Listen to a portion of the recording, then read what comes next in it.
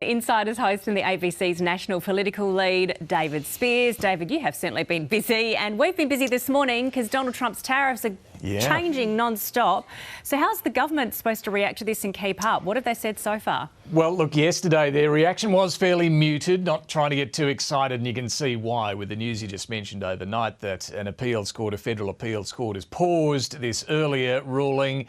Look, it's a temporary pause. This is not a final outcome.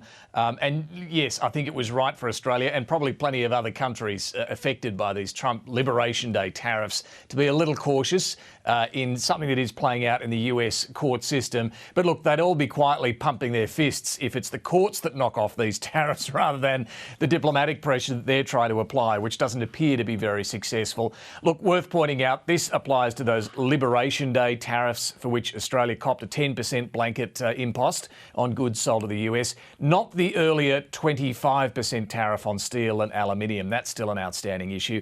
Don Farrell, our Trade Minister, is expecting to meet his US counterpart in Paris next week, and the Prime Minister may hold his first meeting with Donald Trump, face-to-face meeting that is, in just over 2 weeks on the sidelines of the G7 summit in Canada. So you can be sure tariffs and trade barriers will be raised in every forum where Australia gets a chance. Oh, I reckon you could be right, David. I think we'll be talking about this for a while. Now, speaking of things that are on and they're off and they're back on again, let's talk about the coalition. The Liberals and Nationals are back together after a really messy breakup. I loved it. They aired all their dirty laundry. They're back together, but great memes, by the way, on the internet about this. But the Shadow Ministry, it's been appointed.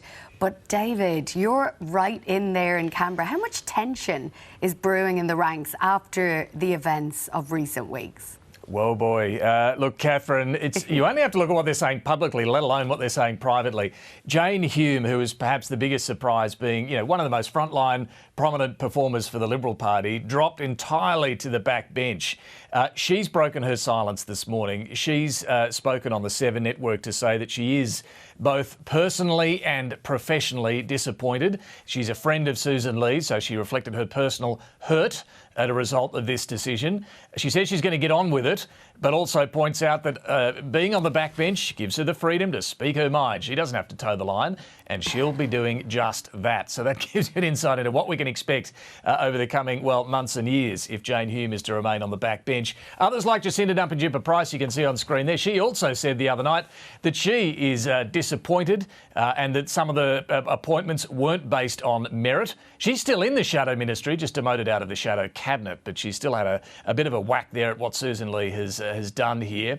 And then there are those who were also demoted to the backbench, people like Barnaby Joyce and Michael McCormack in the Nationals, who've been having a crack at their leader, David Littleproud, for the decisions taken on the National Party's part. I mean, look, Susan Lee needed to take some risks, and she has.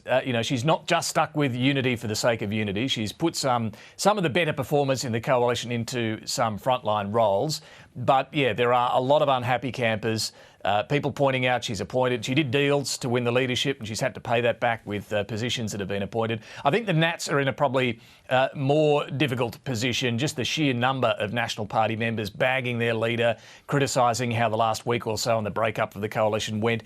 It does look like they're in for a particularly rocky time. Rocky? It's worse than Married at First Sight and Love Island all rolled into one, David. That's what Insiders is becoming. David, let's talk about net zero, because we know there's been a lot of discussion already.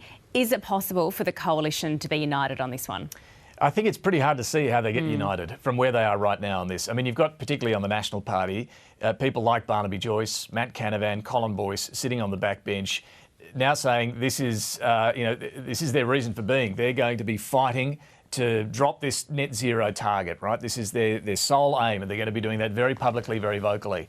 In the Liberal Party, you've got some moderates like Zoe McKenzie and even Andrew Bragg, who is now a senior shadow minister, saying we've got to stick with net zero. We can debate how we get there, but we've got to stick with net zero. They say it's critical to winning back metropolitan seats for the Liberal Party where they were wiped out. Then you've got the leaders, Susan Lee and David Littleproud, kind of sitting on the fence. We're going to review, we're going to look, we're going to consider, we're going to consult, we're going to listen. Ultimately, they're going to have to get off that barbed wire fence. Leaders tend to only succeed if they do take a position, and that will have to come sooner rather than later.